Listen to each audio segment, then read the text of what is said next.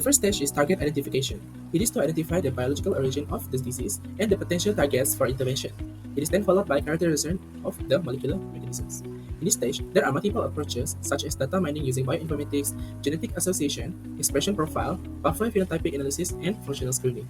In contribution, it is to ensure the drug will act on a disease-relevant, druggable target that is likely to be efficacious, safe, and clinically or commercially meaningful. Next is target validation. In this stage, it is to prove the target's functional role in disease and its druggability. There are two steps for the target validation, which is reproducibility and introduce variation to the ligand. In the contribution, it is to reduce risk by showing that modulating this target can realistically improve the disease and that findings are reproducible. Next is identification of lead, which defines chemical leads that are stable, synthetically feasible, and active in assays, which assesses the ISR, preliminary toxicity, resistant or efflux, in vivo efficacy, and basic pharmacokinetic and toxicity. In contribution, narrows huge numbers of molecules down to a small set with real therapeutic promise and acceptable early safety or pharmacokinetic, forming the starting point for design of a candidate drug. Next, we have lead optimization, which iterative modification and testing of leads to relate structure to activity, target interaction, and metabolism. In contribution, it's to convert a rough lead into a preclinical drug candidate with improved potency, selectivity, the pharmacokinetics, and the safety. Next, we have the product characterization, which can be characterized in three ways, which is in terms of physical-chemical properties, biological properties, and their mechanism of action. In contribution to new drugs, it is to confirm that the hit is a real drug-like candidate, and it is to link structure to function and safety and defines the mechanism of action. Now, we move to the formulation and development. In this stage, the physical-chemical properties of active pharmaceutical ingredients, or APIs, are characterized to produce bioavailable, stable, and optimal dosage form for a specific administration route. In contribution to the new drug, it is to promise the API can be delivered to the body in a usable form, is stable, and manufactured over its shelf life. Next, we have preclinical testing, which in this stage it is to evaluate safety and efficacy of the drug in animals before human use. It is also follows regulatory and ICH guidelines to ensure ethical, standardized studies. It also includes the general pharmacology and toxicology. In contribution, it is to confirm whether the drug has an acceptable safety profile to move into human trials. It also identifies unwanted effects and safe dose range. Next is investigational new drugs process. In this process, the IND is the official request to FDA to start testing a new drug in people, as it marks the start of the clinical trials. The content of the IND, which must include, is the preclinical and toxicity study data, drug manufacturing information, clinical research protocols for studies to be conducted, previous clinical research data, if there are any, information about the investigator and developer.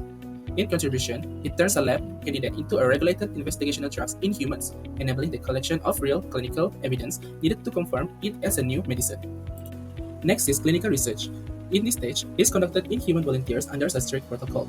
It also uses defined inclusion or exclusion criteria, dosing plan, study duration, and other members. It also organized into phases, which is from 0 to 3, to answer specific safety and efficacy questions. All the phases are in contribution to a new drug. Next, we move on to the new drug application, or NDA. It is a final, complete dossier that tells the full story of a drug. Its main purpose is to prove the regulators that the drug is safe, effective, and high quality for intended use in humans. The reports must include all the studies, data and analysis, and also the clinical trial outcomes. In contribution, it translates all earlier research into a regulatory decision on whether the candidate can become a marketed medicine, confirming it as a true new drug. Next is the approval, or the FDA review. FDA will review the complete NDA in about 6 to 10 months. All the incomplete NDAs will be rejected. In contribution to a new drug, it is acts as the final scientific and regulatory check that confirms whether a candidate can become an approved medicine. It also ensures only drug with acceptable safety, proven efficacy, and clear usage instruction to reach the market. Next, we have the final stage, which is Phase 4, the post-market drug safety monitoring. It is conducted after the FDA approval in the real-world patients. In contribution, it is to confirm and refine the drug's real-world benefit-risk profile, guiding continued use, new indications, or development of improved next-generation drugs. The first one is chem-informatic and computational methods. In relevance to the current pharmaceuticals research, it is to boost early-stage target identification, validation, lead optimization, and property prediction, reducing trial and error, and improving success rate in clinical pipelines. For example, we have PDB, Drug Bank for analyzing target ligand match, pairs or TLMPS, and matching molecular pairs AMPS. Next, we have the partnership between the academic and industrial, which relevance to the current research pharmaceutical as it enables flexible exploration of novel approaches outside short-term commercial pressures, accelerating breakthroughs for the unmet needs. For example, partnerships leveraging academic freedom for high-risk synthesis with industry's biological assays.